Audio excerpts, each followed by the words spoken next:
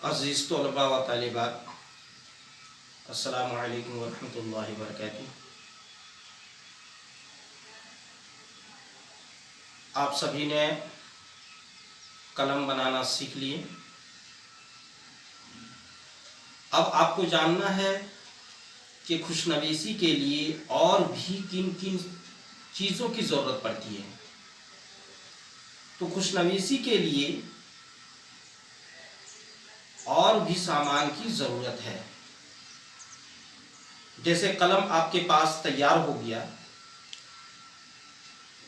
अब कलम के साथ साथ ये कलम है, कलम आपने तैयार कर लिया, आपके पास चाकू भी आपने इंतज़ाम कर लिया। अब इन दोनों के अलावा भी आपको स्केल की ज़रूरत पड़ेगी, जिससे आप रख करके लकीर खींचेंगे।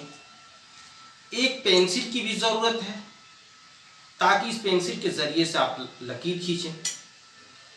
एक कटर की भी ज़रूरत है और एक रबर की भी ज़रूरत है, और इंक की ज़रूरत है। ये तमाम चीज़ें आप खरीद लेंगे। इन तमाम चीज़ आपके लिए ज़रूरी है, खरीदना ही होगा। आप जो पेपर खरीदेंगे, अभी फिलवक्त तो ऐसे पेपर पे लिखा जाए कि जो पेपर न बहुत ज़्यादा चिकना हो, न बहुत ज़्यादा खुरदुरा हो, बल्कि मीडियम साइज़ के पेपर आप खरीदेंगे। जैसे ज़ेरोक्स वाली पेपर, ज़ेरोक्स वाला पेपर जो है, ज़ेरोक्स जिस पे होता है, उसको आप खरीदिए और उस ज़ेरोक्स पेपर पे आप मश्क करें। तो मश्क के लिए ये भी ज़रूरी है कि ज़ेर मश्क का होना ज़रूरी है। जैसे पहले दौर में जो खत्ताती होती थी, वो खत्ताती लोग ज़मीन पे बैठ करके खत्ताती करते थे। लेकिन अब बहुत जगहों पे लोग अभी भी बैठ करके करते हैं, लेकिन अब ज़्यादातर तलबा व तालिबात को टेबल और कुर्सी पे बैठ करके खत्ताती करने के लिए करते हैं। तो जैसे कि ये टेबल है, टेबल पे हम पेपर रखेंगे और पेपर पे डायरेक्ट हम कंडा चलाएंगे तो सही से कंडा नहीं चलेगा।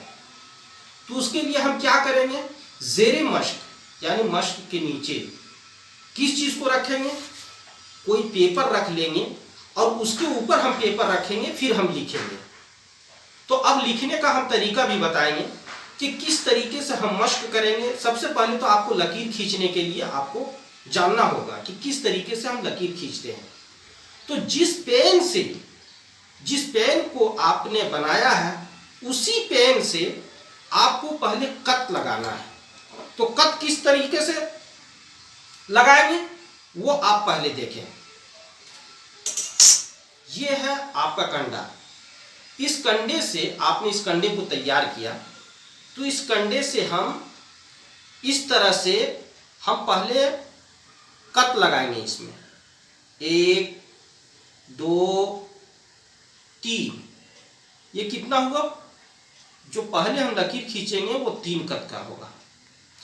फिर हम यहां से 5 कत देंगे, 1 2 3 4 5। अब ये 5 में 50-50 पे हम इसको बांट देंगे, यानी 2.5 कत। ये कितने का है, पहली जो लकीर है वो है 3 कत की, और दूसरी लकीर है 2.5 कत की, तीसरी लकीर जो खींचेंगे वो भी 2.5 कत की है। ये 2.5 कत की हो गई। अब इसी तरीके से हम इस किनारे भी हम इसी तरह से खींचेंगे।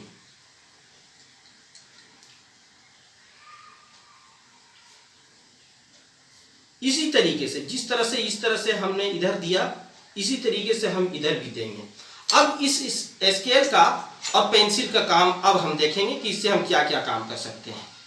अब इस तरह से हमने स्केल को लिया और इस पेंसिल से हमने लकीर खींचा।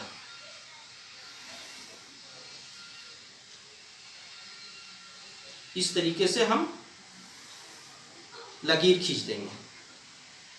तो पहली जो लकीर है वो तीन कट पे दिए, दूसरी लकीर हमने 2.5 पे दिया, तीसरी लकीर भी हम 2.5 पे दिया। अब इसी पेन से जिस कलम को हम तैयार किए हैं उसी और जिससे हम लकीर खींचे हैं उसी पेन से मुझे लिखना है। पहले हम लिख रहे हैं अलिफ, तो अलिफ यहां से शुरू करेंगे, पहली लकीर के ऊपर से शुरू करेंगे और नीचे लकीर तक लेकर के चले आएंगे। यह है अलिफ है। अलिफ की लंबाई अब हम कहीं ज्यादा तो नहीं, ये तो हम 2.5 कट पे दिए थे, लेकिन इसकी लंबाई कितनी होगी? 4 कट होगी। 1 2 3, ये 4 कट। अलिफ की लंबाई 4 कट है। अब हम यहीं से फिर लिखेंगे बा, लिखेंगे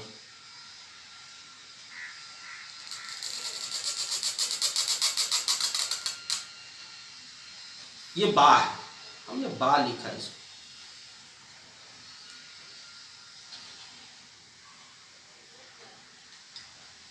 अब इसकी भी लंबाई, जैसे कि अगर हम अब इसको हम देखेंगे कि ये मेरा बा सही हुआ कि नहीं हुआ, तो बा को हम इस तरह से राउंड करेंगे कि अगर इसको हम कश्ती बना दें तो ये कश्ती नुमा बन जाए, लगे कि नहीं ये कश्ती है। अब देखेंगे कि ये मेरा बा सही हो गया। इसकी लंबाई 11 कट।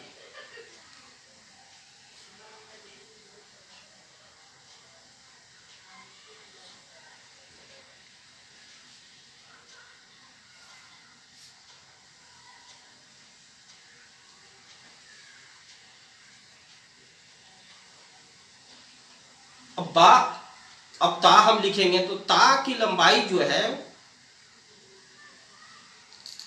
अब देखिए ता इसी के ऊपर से हम ले लेंगे।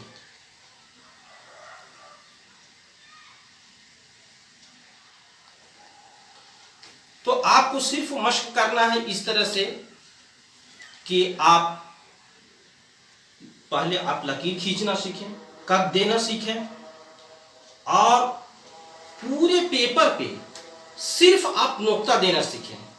आज का सबक ये है कि आप लकीर खींचें और नोक्ता देना सीखें। सिर्फ नोक्ता दें, अपने कलम से सिर्फ नोक्ता देते जाएं। आप हजरात तो इतना तो आपको समझ में आ गया होगा कि ये खत्ताती करने के लिए मुझे किस तरीके से लकीर खींचना है और किस तरह से पेपर को रखना है।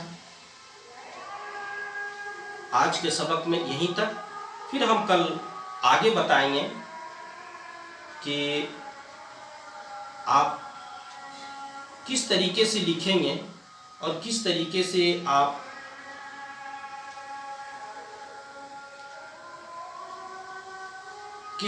लिखेंगे और किस तरीके से आपको मशक करना है। लेकिन आज का सबक इतना है कि पूरे पेज पे सिर्फ आप नुक्ता डालें, सिर्फ नुक्ता, बस। अब कल का सबक का इंतज़ार करें।